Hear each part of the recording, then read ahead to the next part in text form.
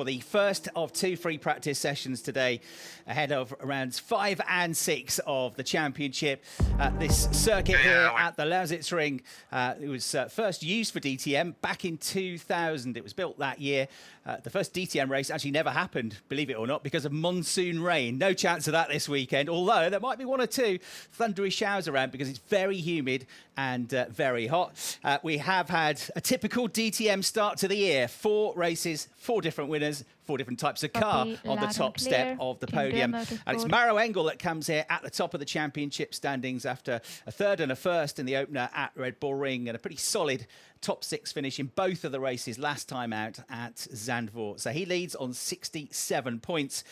61 points just behind him is Lucas Auer, who hasn't had a win yet this season, but he has had 3 podium finishes, and as is typical of Luca, he's been in the points in every race so far. So Lucas Auer will be delighted to come here to the Lausitzring because he knows this place like the back of his hand. He's had more wins than anybody in the DTM current field, that is, around this circuit. 4 victories around the Lausitzring. He was one of our race winners last year, and he used to come here all the time testing when he was a single-seater driver in F3 for Muka Motorsport, who are a local team to this circuit based in Berlin, which is about 130 kilometres from here. So he knows this place well, and he'll be one to watch this weekend. Marco Wittmann is 3rd in the championship. He's had a great start to the season. Not in qualifying, but in races, because he's had to charge through from sort of mid-average grid positions in every race so far this season. He's overtaken 28 cars to get to his finishing positions so far this year. So he's had 2 podiums, a 2nd and a 3rd. And Schubert have got a good record here as well, including a double race victory back in 2022 for Sheldon van der Linde when he was on his way to his championship title that year. The only other driver in the GT3 era that's had more than 1 victory around here, though, is Jack Aitken, who's no longer in the championship. Delay at the moment. He was one of the winners here last year, and he won in 2023 as well. Otherwise, we've had different winners in every single race that we've had so far since the GT3 era began back in 2021. Thomas Preining is 4th in the championship, won that season opener, a 1-2 finish for the Austrian drivers with Lucas Auer just behind him, but hasn't quite gone as well since then. He has scored points, though, in every single race, and a great victory, a first ever victory in only his 3rd race in DTM. Last time out at Zandvoort on Saturday for Matteo Cairoli, dominant in the Ferrari on that Saturday to take his first win, the 7th victory in the DTM for the Emil Frey Racing team, the Swiss team. And then Ben Durr, 6th in the championship, his best start to a campaign yet in his 3rd season of the championship, and picking up finally his first career podium in the DTM last time out with a great 2nd place finish at Zandvoort. So those are your top 6 drivers in the championship. We've got a slight delay to the start of the session due to a previous session running slightly behind. So 3.5 minutes time, we'll get this session underway. The track just being cleared. And that is critical because we use part of the tri-oval circuit here at the Lausitzring. It was built for IndyCar racing, essentially, around about 26 years ago now. And we use part of the circuit. The start and the end of the lap here is super high speed. They'll get up to around about 260 kilometres an hour. So you've got to make sure that is perfectly clean, no debris on the circuit for these drivers on these Pirelli tyres. And there you can see some of the industrial tech and machinery in the background, because this was built on the site of a former open coal mine. It's a vast, expansive area in the Brandenburg region. We've got lots going on this weekend off track as well, and a huge crowd, I'm sure, expected to come and enjoy racing in the sun. So free practice 1 about to get underway. Let's introduce ourselves. My name's Chris Hartley, and as ever, alongside me in the commentary box to help talk you through the action this weekend, it's a very good morning to Brian Oliver. Good morning, Chris. Good morning, everybody around the world. Well, I hope it's hot and sunny wherever you are, because it is boiling here at the Lausitzring. Insane level of temperature, and that is surely going to have an effect on the racing this weekend. It's always a treat to come here to this circuit. Always looks very dramatic using part of the tri-oval, but it is a circuit that is quite bumpy and quite low on grip as well. And of course, here, quite unusually, we run in an anti-clockwise direction, so quite different to what the drivers experience for much of the rest of the season. We had a test here a couple of weeks ago go, and it was Finn Wiebelhaus who was quickest overall, heading a Mustang 1-2. So lots to be thinking about this weekend. Of course, very different conditions here to what it was during that test a couple of weeks ago. We're getting ready for the first of the 2 free practice sessions, and in this heat, I think it's going to give the teams quite a lot to think about because it's very different to what we've had so far this year. Yeah, and quite a bit warmer than it was for this equivalent session last year as well. You mentioned that test at the start of the month. It started the day wet conditions. It dried out as the day went on, but it was always pretty low grip, the circuit, during that test. So they only got to within about a second and a half of the qualifying lap record, which incidentally is held by Lucas Auer.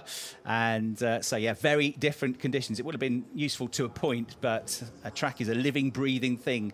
You think you've got the setup nailed, then the temperature changes, more rubber gets laid down, or it rains overnight, or the air temperature changes, or the track temperature goes up, all sorts of different things. You have to keep tinkering with that setup because I have data from previous years.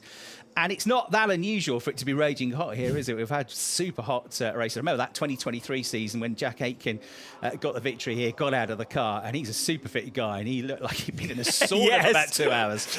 Yes, was it here that Riccardo Feller was tucked up close to Mirko Bortolotti for an entire race, and he looked like he'd run a marathon as well. The one thing that you mentioned this morning is that when we get the hot weather here at the Lausitzring, quite often it's accompanied by some big thunderstorms. You alluded to this at the start of the broadcast, and tomorrow I'm looking at the forecast, and we might have some quite sizable storms in town as well. So it's not guaranteed to be dry, hot and sunny for the whole weekend. No, it could be interesting if that happens around about 9 o'clock tomorrow morning, couldn't it? When qualifying one is happening. So in terms of the other championships, the team points are being led by Winward as the cars head out now into the pit lane apron, ready to get this first free practice session underway. Winward have got 94 points. Schubert a second on 87, just 7 behind them. And Emil Frey Racing with a superb weekend, because not only did Matteo Cairoli get a win, but Thierry Vermeulen got a 3rd place finish in that first race as well. They're 3rd in the championship now on 77 points. I feel like they've unlocked something in that car. It's an Evo package on the car, which is quite different to the Ferrari 296, which has raced for the last few years. And they've found something with it now. Landgraf, Manthey and Dur Motorsport are in the top 6 of the team's championship. There on screen you can see the Drivers' Championship as I gave it to you a few minutes ago. The manufacturers' champions currently are Mercedes, and they lead this year's championship with 128 points, 37 clear of BMW, who are 2nd on 91, and Ferrari 3rd on 83. There are only 3 drivers in the Rookie of the Year fight this year: Finn Wiebelhaus, Nicola Bart and Tom Callender. It's Finn Wiebelhaus that has a pretty narrow advantage in that. There are points in qualifying, not just for the races for that as well, for the top 10 finishes in the Rookie of the Year. So it's 105 points for Finn, 94, 11 behind for Nicola, and 88, 17 behind for Tom Callender. And then my favourite championship, the Pit Stop Challenge, for the fastest 3 pit stops of each race. 3 points for the single quickest pit stop, the team that gets that. 2 for the second quickest and 1 point for the third.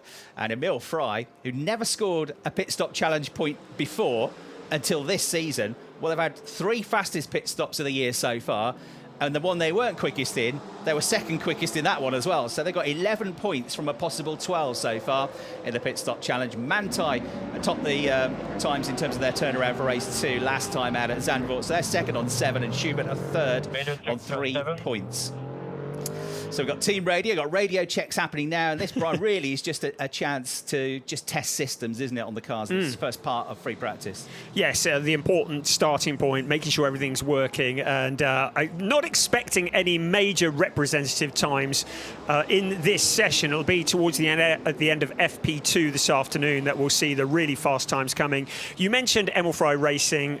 They've got the new Evo package this year. They say, certainly the technical director, Jörg Flack, has said that the new Evo package has good and bad aspects, but they've found a way to deal with the bad aspects better. So they're quite optimistic of maybe making some good progress here. So be good to see how Emil Frey get on. Of course, Matteo Cairoli probably still on a high after that win the last time out in Zandvoort. Yeah, he said he never expected to win his 3rd DTM race, but he was dominant, wasn't he? He dominated both free practice sessions, fastest in qualifying, and won the race fairly comfortably as well. Sunday didn't quite go as well for him, but Matteo Cairoli and Thierry Vermeulen, both very competitive last time out. One of the changes they made to that Evo package of the car, one of the significant changes, they deliberately took some downforce off the car, so it's quicker in a straight line. But that means it can be a bit more of a handful in high-speed corners.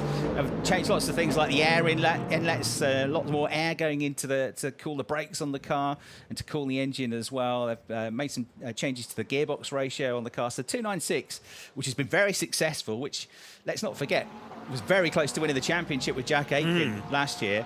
They've made quite a few upgrades to it. And it wasn't quite there, was it, at the Red Bull Ring? But last time out at Zandvoort, they won't say what they found, but they found something to unlock that potential. Yes, although Matteo did say afterwards, on the way to victory at Zandvoort, he said the last 4 laps of the race were truly brutal. He says, I talked to the car, I prayed, and I said, please just hold on for a few more laps. Okay, slow down in box, mate, slow down in box.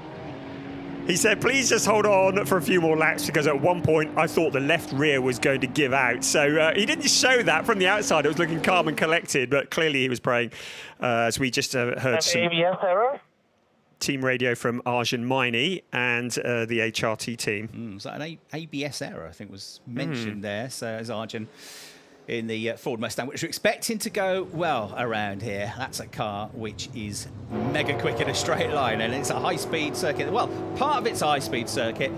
Actually, the middle of the lap is quite tight and twisty, so what you also need here is good traction out of some fairly slow corners once you come off that tri-oval section.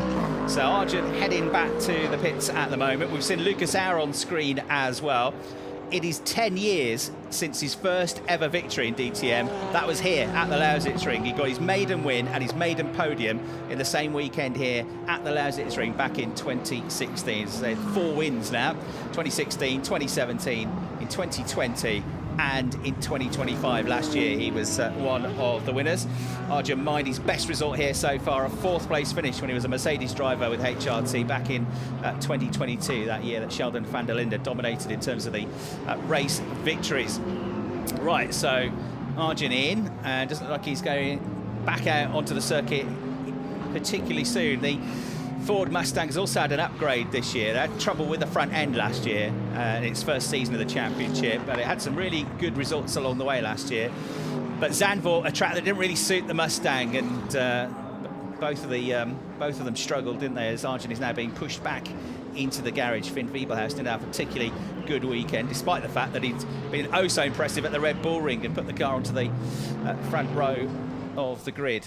So Arjun being pushed back into the garage. I suppose if you're going to have an issue with the car, now is the time to have it. And Arjun is, as you can see, carrying one of our onboard cameras, many of the cars with the onboard camera footage that we'll bring to you here.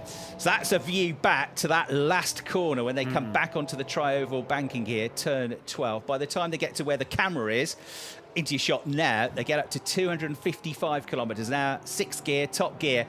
But then, Brian, they have to stand on the brakes, don't they? Yeah. Down to just 90 kilometres an hour in 2nd gear for the first corner. Yeah, turn 1, referred to as a pinch point, and you'll see why. It is slightly downhill, that left-hander. They come, as you say, out the tri-oval where they can get, I'm looking at it, maybe 7 abreast. And then Don't tell them that. Then into turn 1, 2 abreast and a push. They'll try more than that on the opening lap. So yeah, it really does funnel in, and that's the thing about using this tri-oval, is when we are using sections of the tri-oval, it is very wide, but then the center section and going into turn 1 very tight as well. So we do sometimes get a little bit of let's say drama that is maybe a little bit more than we'd anticipate, but that's all part of it. And of course, negotiating part of the surface that is very bumpy, and I said at the beginning it's quite bumpy. It's quite broken up in some sections as well. The track's not used loads throughout the year, and I think the surface is got a lot of cracks and a few weeds in it in places, and it's quite low grip as well. So it is quite a challenge for these drivers, but look, you can see there that perspective. The one thing about this circuit is built, as you said, for the IndyCar primarily back at the beginning of the 2000s, and it has seating for, I don't know, maybe about 20 million people. So 20,000 it is. Yeah, I mean, it's insane. And we always get a big crowd here for DTM weekend. And along with GT Masters and Porsche 6 Carrera Cup Deutschland and numerous other things as well, brings the crowds in. But even the many thousands of people that rock up here look lost because there is so much grandstand space here. Following the Ferrari 296 of Matteo Cairoli. The car itself, of course, before it was upgraded for this year. That's the car that Jack Aitken drove last year on his way to a victory. And you can see in the middle of the lap, they come back onto the tri-oval, because it's not an oval with 4 sections, effectively, just 3 corners, a pinch point there. The first sector takes you, obviously, from the start-finish line into turn 1, the left, which goes slightly downhill, then directly into the right at turn 2. Little roller coaster down to the left at turn 3. Then you got more S-bends. You go right through turn 4 and 5 in quick succession onto the back straight, where you're back onto the tri-oval. That's where sector 1 ends, halfway down that straight. They get up to about 200 kilometres an hour there as well. And then a good overtaking spot. If you get a good run out of turn 5, that's quite a long straight actually, and then they go on the brakes into what is a hairpin, but it's a big wide sweeping hairpin into the left-hander at turn 6. Good opportunity to overtake on the way into that corner. Then you're into the real infield section of the lap before you come out of turn 7 onto another link straight where sector 2 ends, and sector 3 of the lap takes in the runs through turns 8, 9, 10, 11, the left-hander at turn 12, and back onto the tri-oval to the finish line. So when we're talking about sector times, the lap, which is just under 3.5 kilometres long, divided up into 3 sectors so we can see the lap times as they go. I've had a look at balance of performance as well compared to last year, and in terms of the weight that they add to the car, the balance of performance weight to equal things out with these different amounts of horsepower, different engines. Some are normally aspirated, some are turbocharged, so you can add weight to the car, balance of performance to some of the cars. The normally aspirated engines have air restrictors on to restrict the airflow and therefore even out the power. You can change the boost levels on the turbos, you can change ride height, you can change rear wing angle, all sorts of things to make sure that things are equal between these different types of GT3 car. The Ferrari is going to start with 35 kilograms of BOP ballast on, which is exactly what it had at the start of last year's weekend.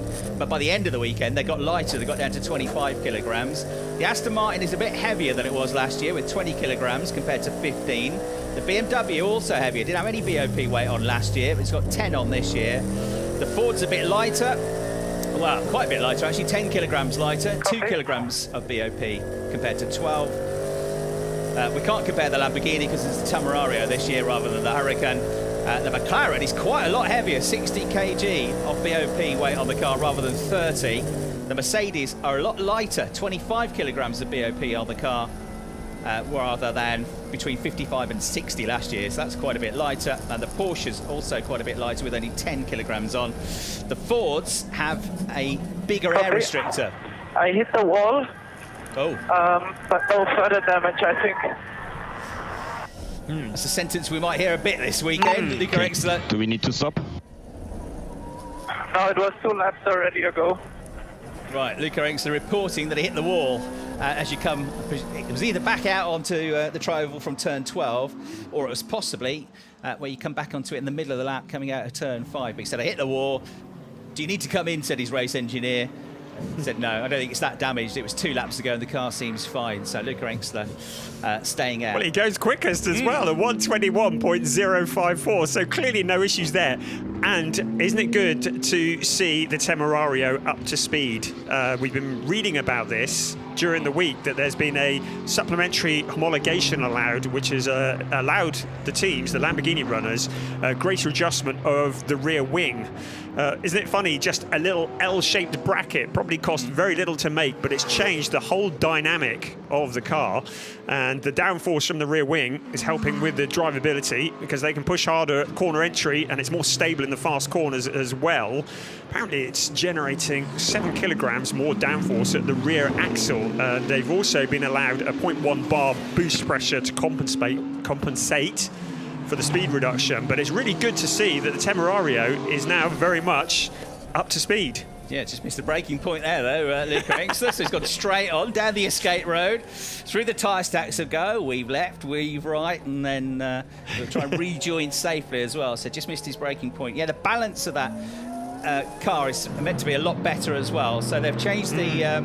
previously, you're only allowed to have a rear wing set at 5 degrees. Now it's up to 8 degrees. Now, special dispensation, because the car had been homologated, FIA homologation rules, and DTM said, like, you can change it. You can change it by 3 degrees. They couldn't actually do that without putting an extra bracket on the car. So the bracket in question is the one where the strut goes into the rear wing, but from the top of the rear wing. So rather than underneath the rear wing, you see that bracket that's basically bends back on itself onto the top of that rear wing. That's the thing that's changed on the Lamborghini. And yet, way more competitive, weren't they, at Zandvoort, especially Luca Engstler. I mean, Luca, brilliant in qualifying for race 2, wasn't he? He was in the top 3 there. He had a 6th and an 8th at Zandvoort. Marco Mappelli, who was nowhere really in the first weekend, finished 7th in race 2. Mirko Bortolotti was 9th despite a penalty, which we'll come on to. Penalties in both races for pit stops for Mirko Bortolotti at Zandvoort. He qualified 4th for race 2, Bortolotti as well, and both Mappelli and Powell were much better in qualifying than they'd been before. So big step forward for the Temerario, which is great news, particularly for Abt, who are only using that car in the DTM, whereas Grasser are also getting some time to develop the car, albeit on different compound of tyres, but they're getting to develop that car in GT World Challenge as well.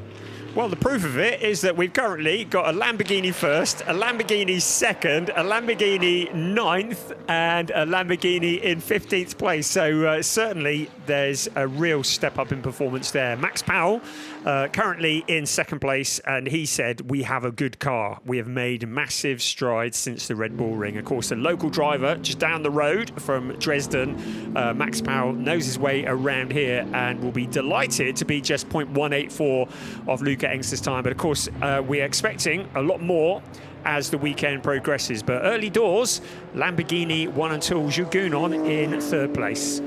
Yeah, at this circuit, for the race day, Saturday and Sunday, they get 3 sets of new Pirelli slick tyres, which have to last for 2 qualifying sessions and 2 races. You can have up to a maximum of 3 sets of tyres for free practice. It's all a bit complicated this year in terms of the pool of tyres that they have for free practice and testing, which you get allocated whether or not you use them, and even whether or not you're at the test sometimes. So they get this pool of tyres that they get. It's 5 for a test, it's 3 for a free practice, but they can only ever hang on to 5 sets of tyres at the end of the weekend. So reportedly, a lot of the teams were not using all of those new tyres at the test a couple of weeks ago and saving them for this free practice session. So we don't know how much they've got. It used to be fairly straightforward in that we knew they got 1 set of new tyres and some used tyres for free practice, but now you might have teams that might have 1 or 2 or 3 good sets of tyres for free practice. However, we can still compare times. So last year, Jules Gounon was fastest in both free practice sessions with a 1 minute 20.6 in session 1 and 1 minute 20.5 in session 2. We're about half a second away from that at the moment. Luca Engstler, who's gone into the pits now with a 1:21.054. That's the quickest time on track.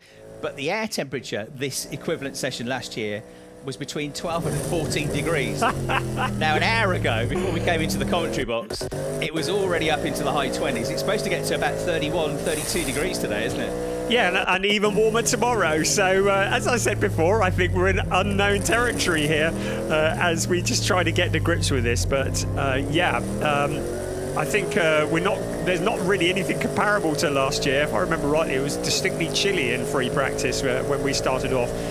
No such issues here. At the moment, it's 38.5 minutes just under of this session, and the Lamborghini's 1st and 2nd. But this is that important time to just get the setup, to find out where the various limits are of the cars, to just do all the work, because qualifying comes around very quickly. That'll be tomorrow morning when all testing will be done. You're watching Nicky Thiem in action, his first year of DTM behind the wheel of an Aston Martin, coming to the Come To You racing team and already picking up their best result so far, because they led the race at Hockenheim at the end of last year. For much of it was Gilles Magnus, having got a brilliant pole position, but sadly the car let go before the end of the race, didn't finish that one. But already picking up 1 or 2 impressive results, as you'd expect really from a long-term Aston Martin factory driver. Nicky Thiem, who's in the top 10 of the championship. He scored points in the first 3 races, scored top 10s in the first 3 races of the year. although Sunday at Zandvoort wasn't a good result for him. But a 5th place finish so far is best of the year. We've got Mario Schubauer, who's joined the team as team manager this year as well. And he is the driver, the man that was behind the driving championship success for Mirko Bortolotti at SSR Performance. He ran the SSR Performance Lamborghinis, did Mario Schubauer for 3 seasons, taking Mirko Bortolotti to that championship title in 2024. So with Nicky and with Mario, they brought some great experience into the team, which is run by Francois Verbeest, having already been on a very impressive level trajectory of improvement during the course of their first season last year, which has been good to see. Now, there is a driver, Brian, who needs some good luck, because he's had nothing much but bad luck this year. He's had 2 4th-place finishes on the road, Bastien Bus, as we go on board with him now. Neither of them have counted. One, he got a post-race penalty for contacts with Ben Durr. That was in the early stages of race 1 at the Red Bull Ring, which put him back down to 14th place in the end.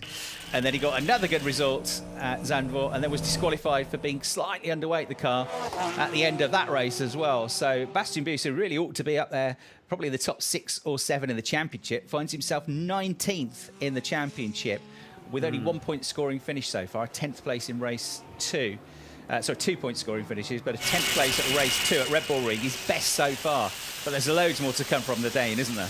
Yes, it's certainly not a reflection of his pace. I like the fact that his duck is on the dashboard there. Follow the duck. He always used to have a giant yellow duck on the bonnet of his Porsche in Porsche Sitzquark Deutschland. That's a side issue. Yes, Bastien, his point standing certainly not a reflection of his pace. Been really impressed, and I know he's a Porsche junior, a Porsche works driver. Know he's got a lot of experience, but stepping into DTM, which really is such a high level of competition, to come in and to be as quick as he has been from the word go is mightily impressive. Expecting great things from him, and I don't think it's unreasonable to even be in contention for a race win at some point this year. Certainly would expect to see him on the podium. You can see him negotiating that tricky turn there, coming off the tri-oval onto the windy section out of turn 1 into turn 2.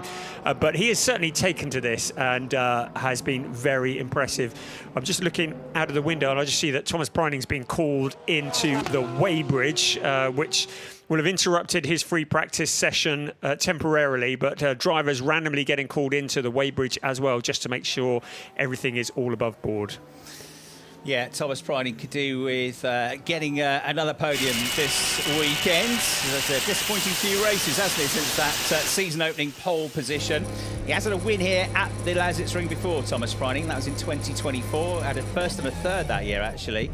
But there is only podiums on pole position in 2024 as well. Bastien Bus, of course, this is his first visit for the former Porsche Super Cup champion to the Lausitzring as a DTM driver, the sole driver for the Land Motorsport team, who've switched in their second season of DTM from running the Audi R8 to this Porsche.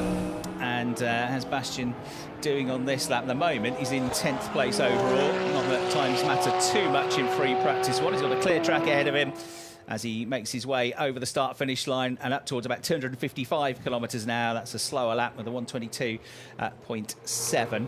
Quickest driver of those currently on track with a 121.752 is Max Powell. He's got second quickest overall now, but his last lap was a 127.7. Jules Gounon did a 127.7 as well, who amazingly hasn't been on the podium so far this year, Jules Gounon, although he should have really been on the podium in that first race of the season, shouldn't he, but for a suspension failure within the dying laps of the race. But Jules Gounon, a kind of bit like, although Thomas had that race win in race 1, he's kind of waiting for his season to ignite as well, and it kind of needs to happen fairly quickly because it's a relatively short championship DTM with only 8 race weekends. Yes, and yeah, Jules is another one who has just not had the luck that he deserves. Last year probably didn't live up to his expectations either. So yeah, it's just getting involved with things that he didn't that are not really of his making that have propelled him further down, and 2 fourth places doesn't seem right for someone like Jules Gounon. Was expecting him to have been stood on the top step of the podium by now. I'm sure it's going to come soon. Looking again at Bastien Bus, a nice replay there. Is this a bit of a moment for him? Yes, it is. Just taking a very tight line into the corner, a bit of dirt up in the air, no problems at all. But that's what this session's about, is finding the limits, finding out where the grip is. And that is heading out back out onto the tri-oval. So that was out of turn 4 into turn 5 and then towards turn 6. Yeah, the good thing for the likes of Jules Gounon and Kelvin van der Linde, who both have very disappointing season openers at the Red Bull Ring, is that people typically of DTM are taking points away from each other. Because at least 4 different winners, but various different drivers on the podium. Although you've had huge consistency from the likes of Maro Engel and Lucas Auer, they're not actually that far off the championship front runners. And a win here, a podium there, and they'll be right back into it. So Kelvin van der Linde, who was down at the tail end of the championship after the first weekend in Austria, with his excellent, again, even though he's had 2 retirements out of 4 races, disappointment on Saturday at Zandvoort, but with his excellent pole, his excellent win on Sunday at Zandvoort, Kelvin back up into 7th place in the championship, and he's only 5 points off being 4th in the championship. Jules Gounon, who you're on board with now, 9th in the championship, he's on 30 points with 2 fourths and a 12th as his best result so far. But get on the podium here and get another good point scoring finish, and you can easily see him walking away from being in the top 5 in the championship for this after this weekend as well, and with a very different circuit to come next. Of course, the Lausitzring, the street track, is the next race on the calendar. So let's see how he gets on with the Mercedes, with a very good record here at this circuit. And as I say, he was quickest in both free practice sessions last year. Lucas Auer got pole position and got the qualifying lap record on Saturday morning last year, and was a race winner here 2 years ago. The Windward run car is Jules Gounon, his garage mate for the weekend, and for the season is Maro Engel, the championship leader. Landgraf running Tom Callender and Lucas Auer in the garage, which is adjacent to them. Both Mercedes garages are near the pit lane entry for this weekend. And it's worth mentioning the pit lane here, because we've gone basically from one of the narrowest pit lanes on the calendar to just about the widest pit lane on the calendar, haven't we here? I would say the pit lane here at Lausitzring is at least double the width of the pit lane at Zandvoort, which is probably a good thing, because we had a few near misses, didn't we, at Zandvoort a few weeks ago? Yes, it was fairly lively in the pit lane. Always is very narrow at Zandvoort. I know Sven Stopper was due to be discussing pit lanes with the drivers in the briefing before this weekend, and HRT were fined at Zandvoort they were fined €1,000 for leaving a tyre that obstructed Thierry Vermeulen when he came into the pits. But certainly there's been some calls from various people to just be on top of pit lane safety, particularly at the narrow pit lane circuits like Zandvoort, like Lausitzring, and the teams, some of the team principals just saying, look, we need to make sure this is safe for all of our crew that are stood out there in the line of fire effectively. Both races at Zandvoort, Mirko Bortolotti got penalised for danger in the pit lane. And both occasions, he was the driver that was already in the fast lane. The fast lane is out of the pit lane apron. You're in the working lane where you're working on the tyre stop. And he couldn't understand why. It's hard to understand why we were hit twice in the fast lane due to unsafe releases, and then we were the ones that received penalties. And his team boss, Gottfried Grasser, was not happy either, saying we were 2/3 ahead of Thomas Preining on Sunday because we know he drove into Mirko's right rear wheel. No offence intended, said Gottfried, but he didn't even see him at the moment of contact. And he said that the rule should be the same as in every other racing series in the world, that the fast lane has the priority. But it doesn't. The key rule, it's rule number 23.9 in the regulations, which says it shall be the responsibility of the participants to release their cars from the pit or the pit stop position when it's safe to do so. Only when it's safe to do so, as you'd expect, not into the path of oncoming traffic, and without endangering other participants. Cars in the working lane shall yield to those in the fast lane. So that's kind of as you expect. You're in the fast lane already. They've got to wait to release you from your pit stop, not into the path of somebody else. But the key line is the mere fact that a car has to brake in the fast lane in order to avoid a collision with a car coming from the working lane is not generally considered to be a danger. In other words, the onus isn't always on the car that's coming out of the pit lane. And the reason that Mirko was given the pit stop in that, for example, that incident with Thomas Preining, was that Thomas's car, and it was only just, it was by a fraction, but his wheels had just crossed the white line, which denotes the end of the working lane. And so the regulations state, well, the onus is on the driver in the fast lane to stand on the brakes to make space for that car, which is probably different than he expected, certainly different than Mirko Bortolotti expected it to be. But that's the sort of slight grey area, but the loophole in the rules that say, well, no, it's not always necessarily. If that car is on the white line or across the white line coming out of the pits, even if you're in the fast lane, you've got to leave a gap. And that's exactly what happened. And that was why Mirko Bortolotti picked up the penalty in the end, 2 5-second penalties. Otherwise, you'd have had a pretty good top 10 finish in race 2. You'd had probably a top 6, top 7 finish without that. Yeah, it's unique to DTM, isn't it? As you say, in other series, that's not the case, that a driver in the fast lane should have to get onto the brakes. And these drivers race in different categories as well as DTM around the world, so they need to adapt. I just think, though, that in a performance pit stop, when you have got teams that are working on the cars and the drivers are dependent on the lollipop man releasing the car, and he's the one who is going to have to make the decision, and the driver is just responding to that decision, and you've got to make that split-second decision, and you only need to hold the car for 1 second too long and you could lose a whole ton of places out on track. So it really is quick thinking from everybody, and it puts a lot of pressure, I think, actually, on the lollipop man. Bear in mind, all of this is happening in, what, 7 seconds, 7.5 seconds, the stationary time of the car in the pit stop. Yeah. It's orchestrated chaos and bedlam, isn't it? And you have a split second to make the decision. And equally, you know, if you are overcautious and you wait too long to release the car, then you can cost the driver places and positions as well, because it can easily, you know, you lose 2 seconds in a pit stop. That's massive. It can be a couple of places on track easily, the way it works out in DTM. And I would also add to the fact that Thomas Preining had already waited at that point to be released, because he'd had Thierry Vermeulen coming out just in front of him as well. So Thierry had come through in the Ferrari, and Thomas had waited and then slotted into, or tried to slot into the gap in between. So yeah, it's an interesting sort of slight variation on the rule, isn't it? But that was the explanation for it, because a lot of people can understand why Mirko Bortolotti got the penalty for that one. Yeah, and it's amplified on the Sunday when you've got the 2 stops. The second window is so small, you often get that busy pit lane.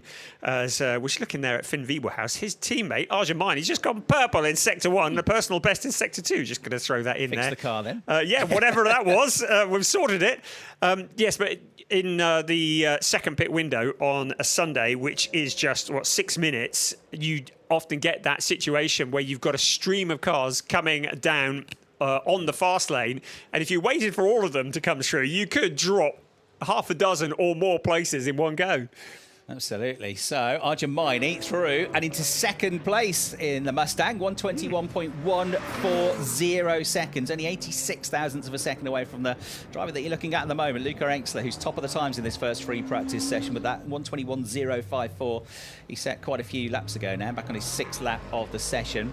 121.2s for Max Powell, third, and Jules Gounon fourth, who are both in the pits. Thomas Preining in the pits as well, 5th quickest with a 121.335. Only 13 thousandths of a second behind him is Maro Engel, the championship leader, who's on track at the moment. He's 6th quickest overall in this session. Finn Wiebelhaus making it 2 Fords in the top 7. He's done a 121.390, and only 9 thousandths of a second behind him is the other youngster, the youngest driver in the field, youngest driver ever in the DTM, Tom Callender, the 18-year-old, 17 when he started his career in DTM last year. He's in 8th place in the Mercedes with a 121.399. 9th is Ben Dury's in the pits, and 10th is Mirko Bortolotti, who's on track and has done a 121.478, which means 0.4 of a second between the top 10, 9.5 tenths of a second between the whole lot of them, all 21 cars within a second of each other. I was just about to mention that. 0.951 between first and last. That is incredible. Also incredible how close they get to the wall on the exit of turn 5. if we don't have a little pile of wing mirrors in that area of the circuit by the end of the weekend, we'll be very surprised. They really have to get that right. Out of turn 4, is it out of turn 5 or is it on the into the out of turn 11? Both of them, they come out onto the tri-oval. I think that was out of turn 5, wasn't it? They come out so wide out towards the wall as we ride on board with our Gemini. That's what it looks like when you're getting pushed back into the garage. No dramas there. That's just routine. But yes, you can extract a little bit of extra speed, particularly heading onto the tri-oval out of turn 11, 12, and also out of turn 5 as well. They get right up close to that concrete wall. Really great stuff to see. Maro Engel being pushed back into the garage in the Team Ravenol car as well, run by Winwood. Maro, one of a huge number of DTM drivers that are going to be straight off to Spa next weekend for the Spa 24-hour race. And we wish them all well in that. There's a whole plethora of them going off there. Lots of the team members and mechanics are doing the exact same thing as well. So it's going to be it's a really busy period, this for them as well. It wasn't that long ago they had the Nürburgring 24-hour race as well. So it's a really May-June, a really busy period in the motorsport calendar. Luca Engster still top of the times. Not many drivers out there flying at the moment. He's still quick. His last lap was a 121.4. His best lap is a 121.0. Arjun's gone straight back out. And also in the 121 bracket at the moment on track is Thierry Vermeulen in the Ferrari, running currently in 15th place. Matteo Cairoli 13th, Thierry Vermeulen in 15th. But I don't think too much to worry about, because quite often the case that the Ferraris don't really show their hand in that free practice session, is it, in terms of times? They tend to concentrate on the setup for the race. Yeah, they always do, don't they? They're always just very much under the radar and then suddenly come alive on a Saturday morning when it's qualifying. You mentioned the Nürburgring 24, you mentioned Spa coming up next week, and have spoken about it before, but driver fatigue and team fatigue as well can be an issue. 17 of the 21 drivers that are in DTM, 17 of them were on the grid for the Nürburgring 24-hour race. 2 days later, 15 of them headed to Spa for the Spa 24 test. Then it was straight to Zandvoort for DTM. Then it was GT World Challenge Europe in Monza the following weekend. I think, where were they last weekend? But it is quite intense. It comes very, very thick and strong in motorsport. And after this weekend, as you say, it's off to Spa for the 24-hour race. And it is a thing, driver fatigue. They're spending an awful lot of time not just driving, but traveling on aeroplanes, testing, getting setups, and 24-hour races take it out of you as well. So it really is a challenge for the drivers, not just with the driving, but with everything in between as well at this time of year. Yeah, and well done as well last weekend at Le Mans for a great podium. That was last weekend, Le Mans. Trust me, forget that one. Great second place finish for a trio of ex-DTM drivers, René Rast and Sheldon van der Linde, both DTM champions. Robin Freins getting a second place finish at Le Mans in the BMW, the closest finish at Le Mans since timing began. If you've seen the Le Mans 66 film, you know that was the closest finish on track, but that was for slightly contrived reasons, annoyingly. But in terms of timing, just over 10 seconds, wasn't it, after 24 hours of racing? And a great four-way fight for much of the race. The BMW's coming home in second. Hard luck as well to another former DTM star, Jack Aitken, who was actually qualified on pole, didn't he? But now had the time taken away from him, and then was in that lead battle fight for a long, long time in the Cadillac, but showing great performance as well. Already quite a few people have turned up on Friday to get their fill of DTM action. There's lots going off on track here this weekend as well. Live concert coming up tomorrow in the paddock. Live music. We've got who's playing? Dick Brave is playing. Yeah, really? Yeah. I don't know either. But apparently he's quite big in Germany. It's a pseudonym. It's Sasha. He was known as, and Goldplay, which is a great name because that's the Coldplay tribute band. But it's in the fan zone. I can see it opposite from the commentary box where we are. We can see right across the track here. It's a great vantage point on top of the grandstand, and we can see the fan zone, which will be absolutely heaving tomorrow. And you'll be there in the mosh pit with your DTM bucket hat on, won't you? Yeah, we've also been invited to come and watch the big screen showing of the next Germany match in the World Cup. But I might decline that one. Why? Well, it's my bedtime, obviously. Oh yeah, no, that's that's right. Okay. Get ready All for right. the next day's DTM action. But yeah, off to a stonking start, weren't they, Germany? A 7-1 win. It was only Curacao, though, so it's not too excited yet. There's a long, long way to go in this World Cup. They did look very good, Germany. I think both Germany and England both performing much better than a lot of us have maybe expected. I hear the England manager's very good as well. Yeah, well, he's German, isn't he? So That's the joke. hopefully we'll be good at penalties this year. Although it didn't start very well with the penalties in the first game, did it? It missed that first one. Thankfully, Harry Kane got to retake it. Are we talking about football? We are the talking DTM about, broadcast. Well, only just letting everybody know that we've got a lot of entertainment off track here for the fans. Showing film as well, City Story about the championship on the big screen, showing a film as well for the fans this weekend. No, not the Sound of Music. Much more motorsport theme. Okay. But the campsites, they're already queuing to get into the campsites this morning. When we got to the track, there was motorhome after motorhome after motorhome. Some of them already got here yesterday, didn't they? So yeah. I think it's going to be a busy one this weekend. Well, the sunshine brings people out as well, so the conditions are perfect. And if you are in the region of the Lausitzring and you fancy a thoroughly entertaining weekend, get yourself down here because it will be a great weekend. We've got DTM, we've got GT Masters doing their first endurance race of the season. We have Porsche 6 Carrera Cup Deutschland. I'm told there are some trucks likely to be racing as well. It's a real family atmosphere here. Loads of entertainment going on, not just the cars on the track. You can go on the Sims, you can do all sorts of things. So if you are in the region, and this part of Germany, I would highly recommend getting down here for it. It's one of the things they do really well, the ADAC, their entertainment for the families. And since the ADAC took over the running of the championship, the percentage of under-16s that attend DTM races has gone up hugely. I think it accounts... last I was told, something like 40% of the fan base are under 16s, which is brilliant. And you can see, we look across the paddock, there's a big wheel here this weekend. There's an inflatable obstacle course. There's an obstacle course for bicycles. There's a reaction tests. There's a soft play area, outdoor soft play area, ball pit as well for the younger fans here. So, you know, when they're not watching, when not being forced to sit in the grandstand and watch the racing by the parents, they can go off and have a bit of fun and entertainment away from the track as well, which is great to see, which is why the audience at the tracks has been growing and growing and growing for the last few years. And the family atmosphere, this is where the young people get the bug. And the one thing I didn't mention is that this weekend is the debut, the start of the brand new BMW M2 Cup, which is really, really important because the ADAC really thinking long and hard about this. The road to DTM doing such a great job, taking drivers from karting now into BMW M2 Cup, then the next step into ADAC GT4 Germany, then into GT Masters, then in theory into DTM. They call it the road to DTM. The winners of each championship getting an incentive to move into the next category. And of course, we've seen Finn Wiebelhaus come through that route, albeit he didn't come through the GT4 route, but he certainly comes from GT Masters, won the road to DTM there. And it's a really good pyramid structure that the ADAC have built up, and it really holds a lot of potential for the future.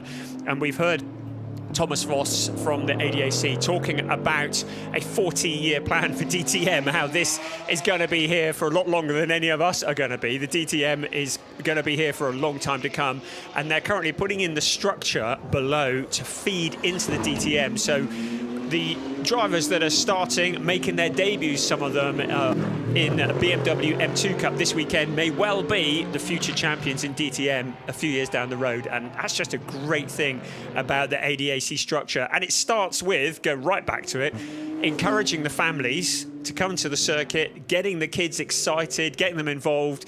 And of course, when they come here, they can meet the drivers, they can get the autographs, get their photos taken with the drivers as well. And it's a whole family affair. And that's absolutely why we love the whole ADAC pyramid. Yeah, great to see BMW M2 Cup back in a different guise. It was same cars essentially, but it was centralised before, wasn't it? Project One sadly no longer exists as a team, as an entity. Ran the cars for all the drivers, and some good promising drivers have come out of it. Leighton Fury, now a multiple race winner in ADAC GT Masters, going for that championship title. He was a champion in BMW M2 Cup. Colin Berninghausen was another one that has done well. He's raced in Porsche Carrera Cup, now racing in GT Masters. But now teams are running the cars, and yeah, they're looking to build it up in this first return this year. We've seen a BMW driver while we've been talking about that, the gold and red livery of Schubert driver Kelvin van der Linde. Who is another driver that's won here before. Last time he raced in the DTM at the Lausitzring was, of course, 2 years ago, because he wasn't in the championship last year. But he raced here with Abt in the Audi on his way to second in the championship that year, and had a win and a second here, had a pole position. So I think he'll be happy to come here as well, given that the BMWs have got a pretty good record here as well. On board with Thomas Preining. Bastian Buus has been the one mover and shaker in the top 10. He's just popped himself up to 7th place with the 121.380. We've now got Preining in 5th, Engel in 6th, Buus in 7th, Wiebelhaus in 8th, and Callender in 9th, who have all set a time of a 121.3. What's that, 54 thousandths of a second between all of them. That's incredible, that. Just over half a tenth of a second between 5 drivers. And this is not a short lap, Brian, 3.5 kilometres. Yeah, and less than half a second covering the top 12. It is very, very close. And I think the BOP, leave it exactly as it is, because this looks to be working very well indeed. Right, so Preining maybe pushing on this lap. We switch from one Porsche driver to another, Bastian Buus.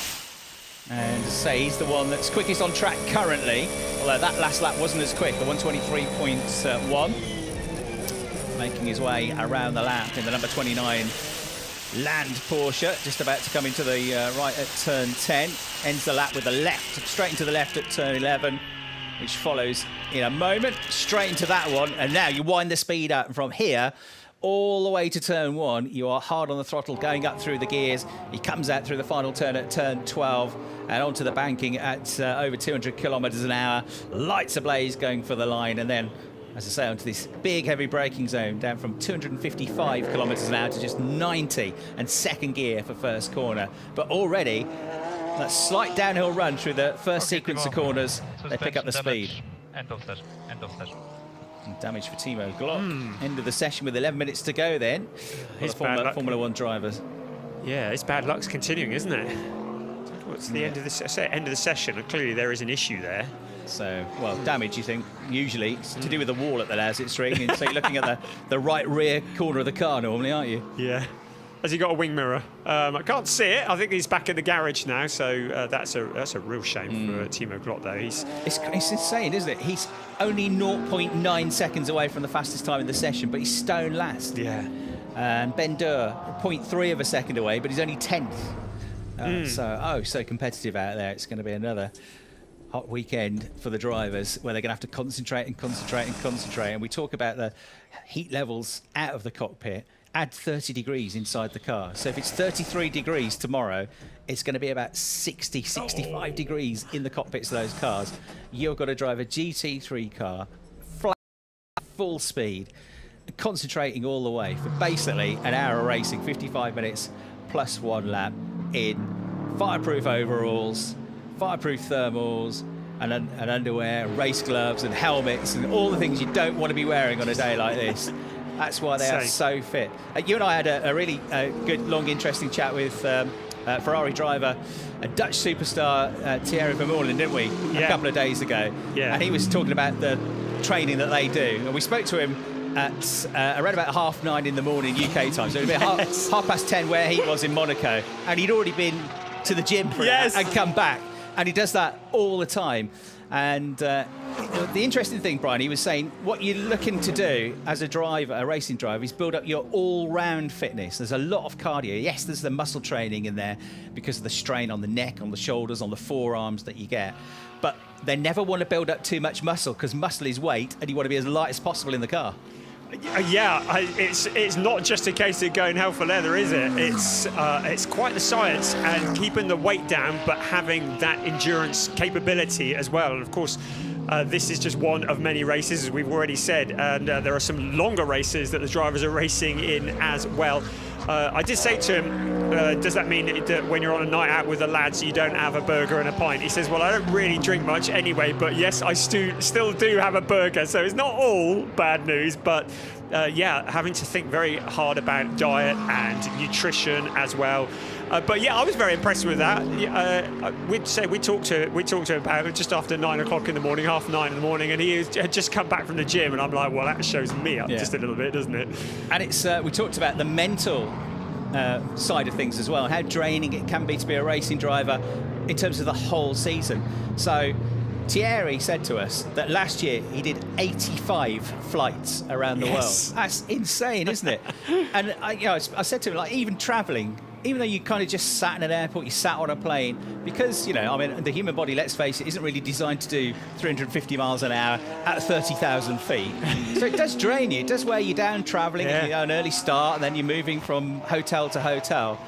And he said, yeah, that's something you have to, because that's part of the reason they do this physical training, is to keep themselves mentally sharp as well, because it's a long time to keep you focused and keep concentrated when you get to July, August, September, when you've been doing it for a few months already. Yeah, and the travelling does take it out of you. And you know, we don't do anywhere near that number of flights in a year, and it's pretty knackering.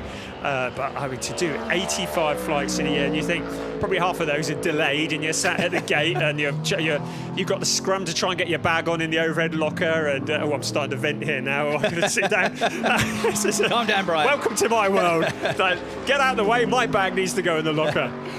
Yes, we both had the joys of Berlin airport passport control late last night. Oh, it was glorious. Well, we made glorious, it. Yeah. I know the inside of the immigration building intimately now. Right, Maro Engel having his best start ever to a DTM campaign, leading the championship. Got his first race win, his first pole position at the Red Bull Ring for over 2 years. He's picked up podiums, he's picked up points. He's looked solid. He's looked very, very good so far. Thomas Preining, he's on a good lap here, though. Absolute best in the middle sector, 20.803 seconds. How is he going to end the lap? Into third place he goes with a lap time of 1:21.241, which in the end was about half a tenth slower than his best, but it's a good lap. So a Porsche driver, the 2023 champion, on the attack here. He's got 9 wins in his career so far, and so too now is Kelvin van der Linde, both on 9 race victories apiece. Is there any element of the drivers, do you think, oh, how close to the wall is he going there? Scary, isn't it? I step back and I'm nowhere near that wall. Is there an element of the teams, do you think, just not showing their hand too much, maybe worrying about BOP? I mean, I've just seen Arjun Mainy's gone purple in Sector 1, so he's clearly not worried about that. Thomas Preining's now gone purple in Sector 1. I've had this conversation with Arjun before, and he gets a bit frustrated because he said, we always are just quite open with what we do at HRT. You know, we just drive the car and go as fast as we can.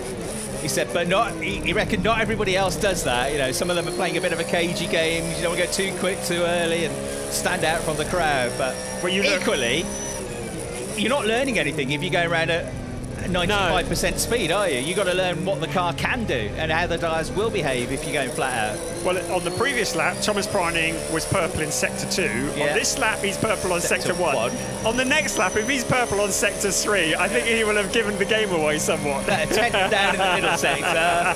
Third again. It's slightly slower, that lap. Right. 1:21.377. I'm watching the next lap now. So you get 10 each lap. You've got a 1:21.1, 1:21.2, and then a 1:21.3. But yeah, absolute best in that first sector, 26.6 seconds. The last sector is the longest sector.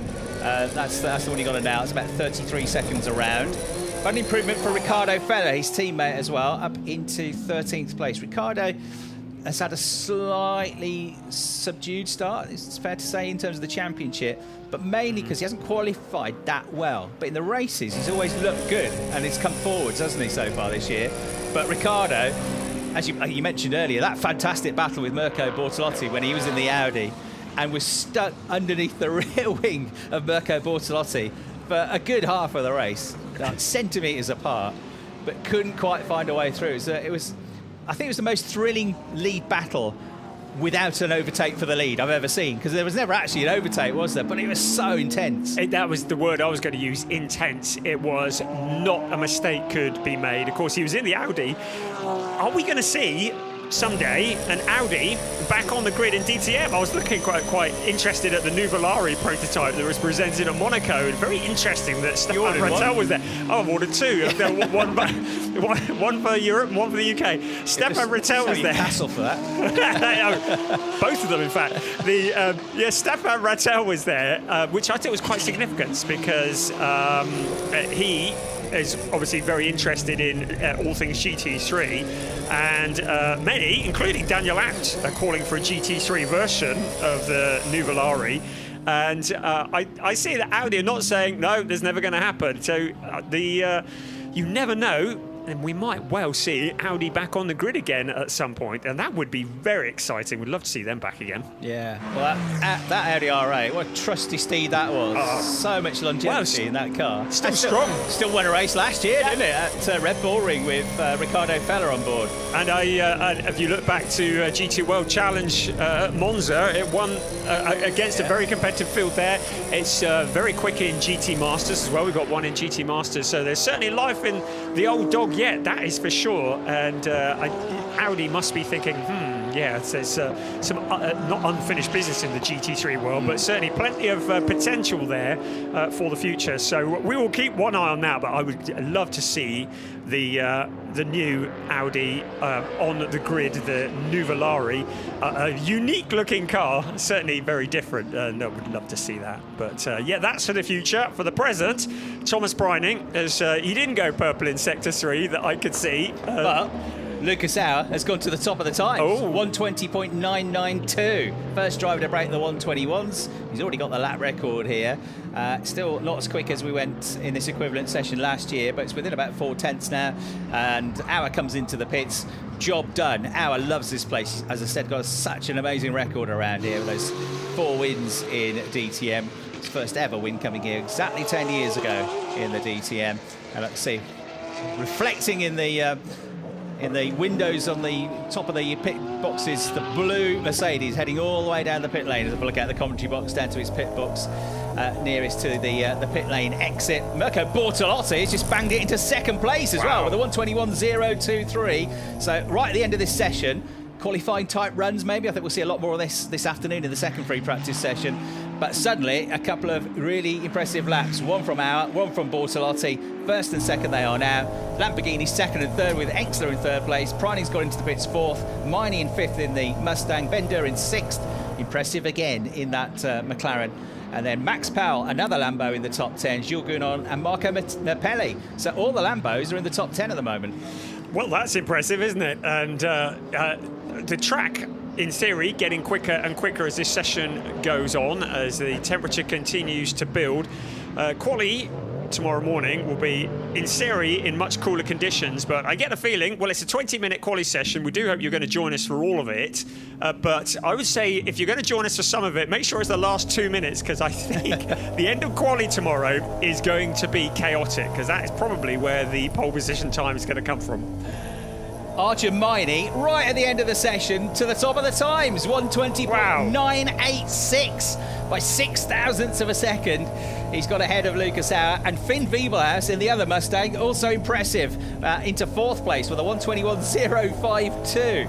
It's insanely close. We've got 76 thousandths of 1 second covering the top 6 cars. And it's only free practice. They're not even really going for it yet. Amazing. So 120.986 for Arjun Miney. I had a suspicion the Mustang might be pretty rapid around here. It seems to be a track that would suit them after the difficulties they had with the car at Zandvoort. A great start to the weekend here at the Lausitzring. And the Lausitzring, a track where, even if he hasn't necessarily always had the best results here, Arjun, back when he was in the Mercedes, I remember being up there and having great starts to the weekend. And even when he was in his first couple of years of DTM, he always shone here at the Lausitzring. So the Indian driver, top of the times and laying down the early benchmark with a 120.986. Lucas Auer, he thought he set the fastest lap of the session with about a minute to go, ends up in second. Mirko Bortolotti third, Finn Wiebelhaus fourth, Luca Engstler and Thomas Preining in the top 6. So great start to what's only the second campaign in the DTM for that Ford Mustang with HRT. But that team are so experienced, and they're always going to get that car better and better and working. And they already showed some great potential last year, didn't they? But this year, I think they'll be pushing for a podium at some point. Yeah, and they're also showing that the 1-2 they had in testing a couple of weeks ago was no fluke, and they do have that is genuine pace in that Mustang, and the growling Mustang on a tri-oval that has had NASCAR on it seems very, very fitting as it comes tearing down the straight. The echoes around the grandstands here. Let's have a look at the final classification from free practice 1. So Arjun Maini in the HRT Ford Racing Mustang, 120.986, right at the very end of the session, top of the times, but only by 0.06 of a second from the driver currently second in the standings, Lucas Auer in the Landgraf Mercedes. Then Mirko Bortolotti, late improvement for him in the TGI Team GRT Lamborghini Temerario, just 37,000ths of a second behind. He ends up third. Finn Wiebelhaus also improved right at the end to go into fourth place. Luca Ingsler fifth, Thomas Preining sixth, Ben Durr, Max Powell, Jules Gounon and Marco Mappelli all in the top 10 as well.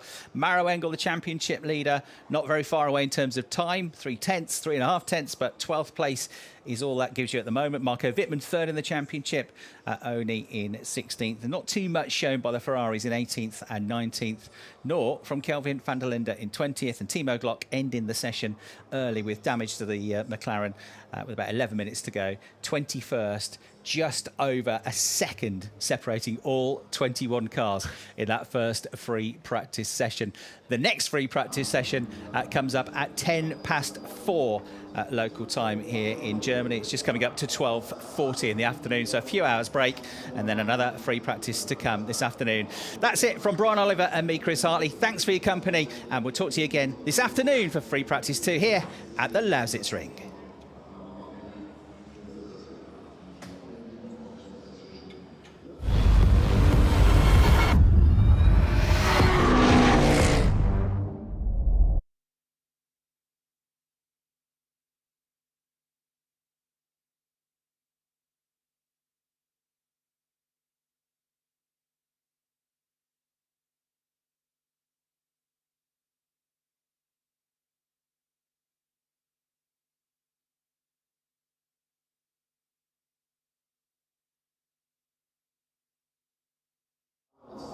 Das ist einfach eine Premiere in diesem Jahr. Da müssen wir richtig laufen.